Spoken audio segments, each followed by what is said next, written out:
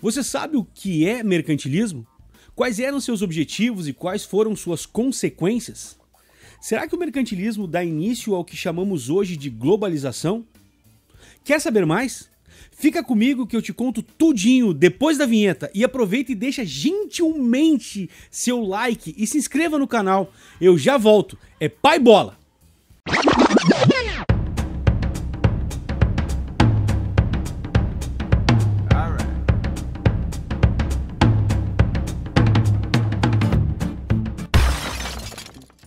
A expansão marítima possibilitou que o Oriente e as Américas se integrassem à economia europeia. Essa integração, auxiliada pelo aperfeiçoamento dos transportes, iniciou a expansão do comércio em escala mundial. Para muitos historiadores, esse teria sido o primeiro movimento de globalização, ou seja, de formação de uma economia mundial. Diante desse quadro, pensadores de vários reinos europeus desenvolveram teorias com o objetivo de ampliar o potencial do comércio como fonte geradora de riquezas para o Estado. Valendo-se dessas ideias, traçaram diferentes políticas econômicas destinadas a orientar os governos na condução dos negócios do país, com a finalidade de fortalecer a coroa e enriquecer o reino. O conjunto de princípios e práticas econômicas adotadas pelos estados europeus durante a Idade Moderna foi chamado de mercantilismo, também conhecido como capitalismo comercial ou capitalismo mercantil. As concepções mercantilistas variaram no tempo e no espaço, ou seja, não foram as mesmas para todos os estados, nem foram adotadas em conjuntos no mesmo período. Mas mesmo assim, gente, apresentavam no geral as seguintes características em comum. A intervenção do Estado na economia, que tinha como objetivo regulamentá-la. O metalismo, ou seja, o acúmulo de metais preciosos como o ouro e a prata, essencial para o enriquecimento do Estado e o comércio internacional. A manutenção da balança comercial favorável, isto é, o superávit comercial, obtido com o aumento das exportações e a redução das importações, que na prática é vender mais e comprar menos no comércio internacional. A exploração de colônias dentro da lógica do pacto colonial. Então, gente, a adoção das medidas mercantilistas impulsionou a acumulação primitiva de capital. Fazem que os estados europeus e a burguesia reuniram recursos materiais que serviriam posteriormente para o desenvolvimento do capitalismo.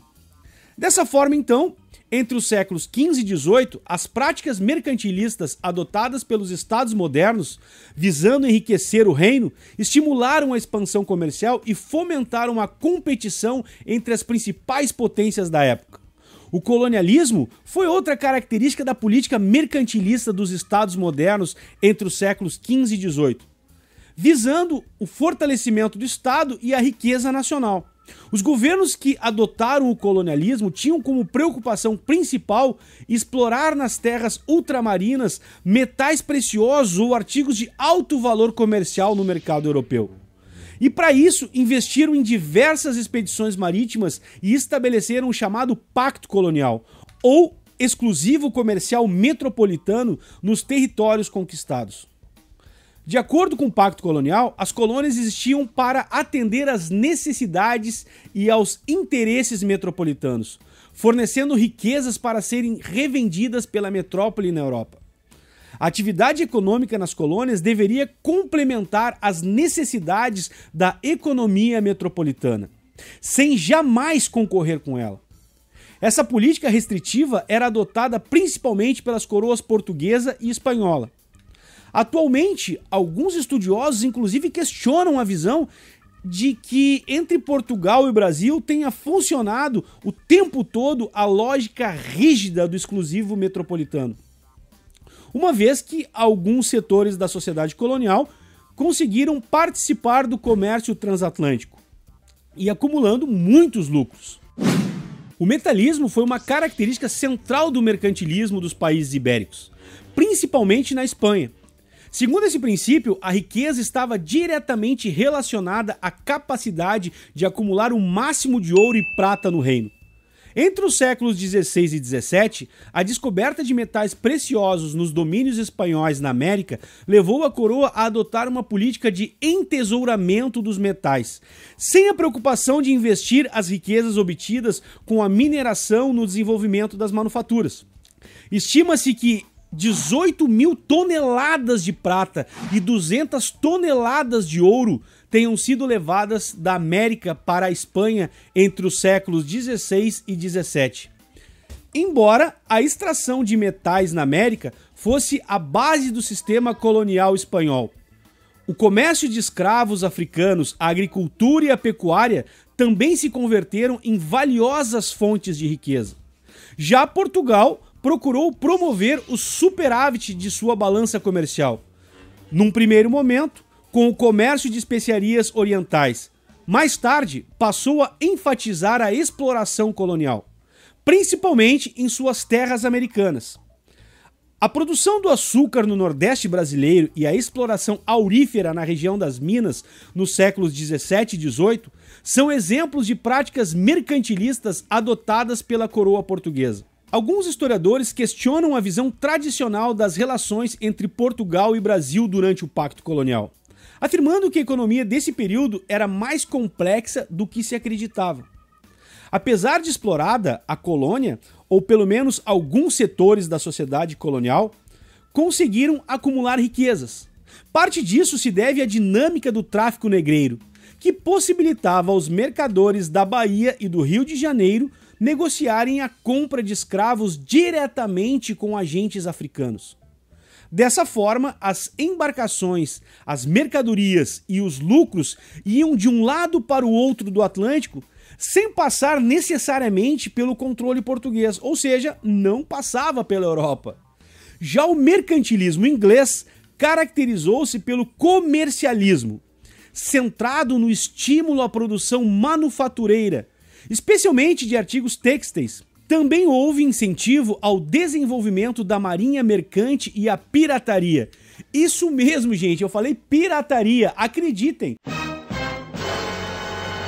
Mas a coroa inglesa se aliava a bandidos. Aliás, esse negócio de se aliar a bandidos não é uma novidade, né? E nem deixou de existir.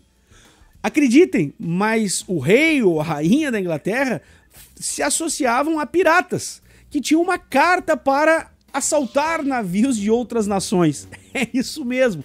Só que esses caras não levavam o nome de piratas, era um nome mais pomposo, mais chique, tipo corsários. É tipo hoje, a gente sabe que na vila chama-te alcaguete, X9 quem entrega. Mas lá em Brasília se chama delação premiada. Mudam as moscas, mas continua mesmo.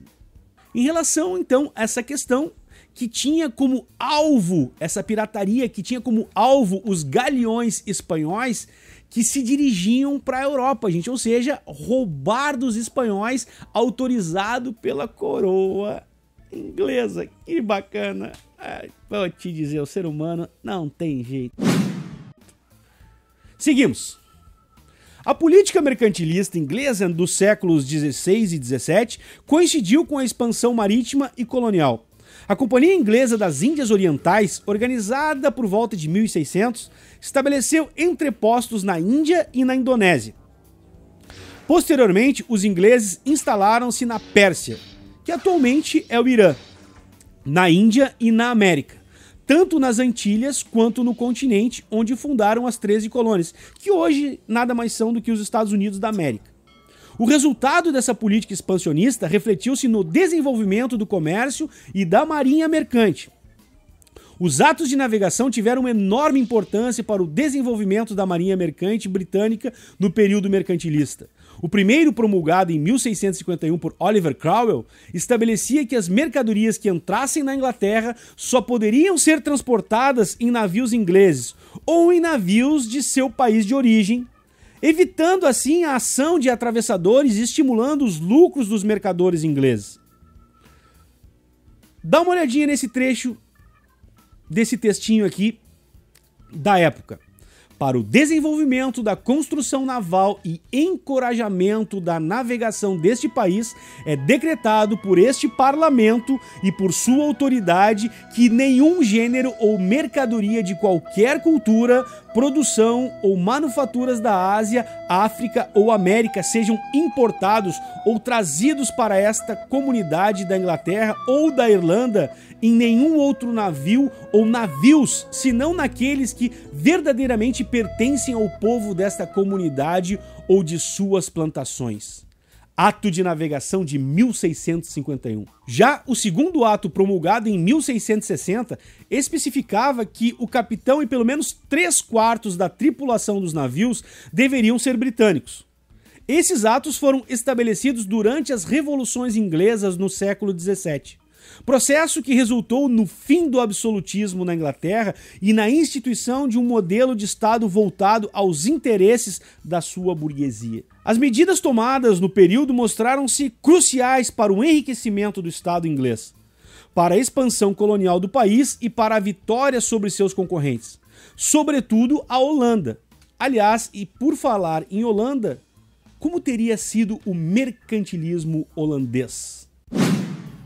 Pois, na Holanda, havia também uma ativa burguesia mercantil e bancária, que desenvolveu uma política mercantilista apoiada em 3 sólidos pilares: a Companhia das Índias Orientais e a das Índias Ocidentais, e um banco, o Banco de Amsterdã, aliado a uma frota mercante moderna. Olha que coisa interessante, né? A Companhia das Índias Orientais e a das Índias Ocidentais ficaram encarregadas de dirigir o comércio holandês em terras coloniais.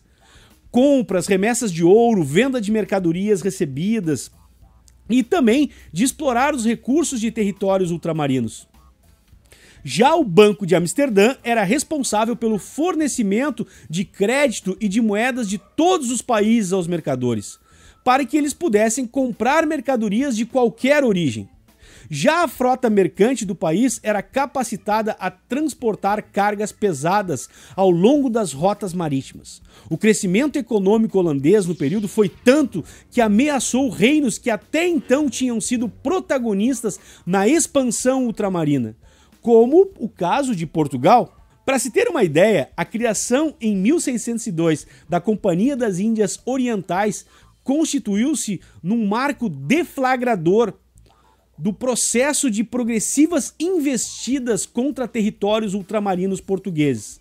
Em 1609, grupos holandeses tomaram possessões portuguesas no Ceilão e no Japão.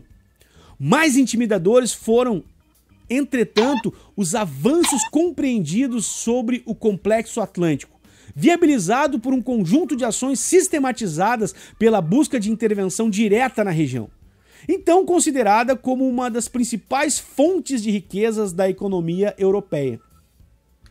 Os holandeses desenvolveram ainda várias atividades de transformação. Entre elas destacaram-se a indústria de lanifícios e tecidos, o tingimento e a tecelagem da seda, o acabamento de tecidos ingleses, o corte de diamantes, a cervejaria, a destilaria e a preparação do sal, assim como o tabaco e também o cacau. O trabalho com chumbo, o polimento de lentes óticas, gente, eu tô falando de lentes óticas. Olha como os caras estavam adiantados no seu processo tecnológico. Incluindo aí, gente, para se ter uma ideia, a fabricação de microscópios. Eu tô falando, gente, de coisas entre o século XVI, XVII e XVIII. Olha como os caras estavam à frente do seu tempo. Pêndulos, instrumentos de navegação, impressão de mapas, sejam terrestres ou marítimos. Inclusive livros em diversas línguas eram confeccionados na Holanda. Tenho certeza que ao refletir sobre o mercantilismo, você percebeu que muitas das poderosas nações do século XXI iniciaram o seu processo de acúmulo de riquezas a partir das práticas mercantilistas do século XVI ao XVIII. Obviamente que tais políticas levaram povos e milhões de seres humanos a serem explorados, torturados, mortos e escravizados em prol da riqueza destes nascentes impérios. E entender isso é muito mais que estudar e decorar história de maneira obrigatória. mas sim perceber que, se entendermos os processos históricos e de acúmulo de riquezas, podemos formatar o mundo num lugar muito mais justo e fraterno. E isso começa por mim, por você e por todos nós que sonhamos com um mundo de amor, tolerância e fraternidade. Falando em fraternidade, um fraternal abraço e um beijo no coração. Tchau, tchau, valeu!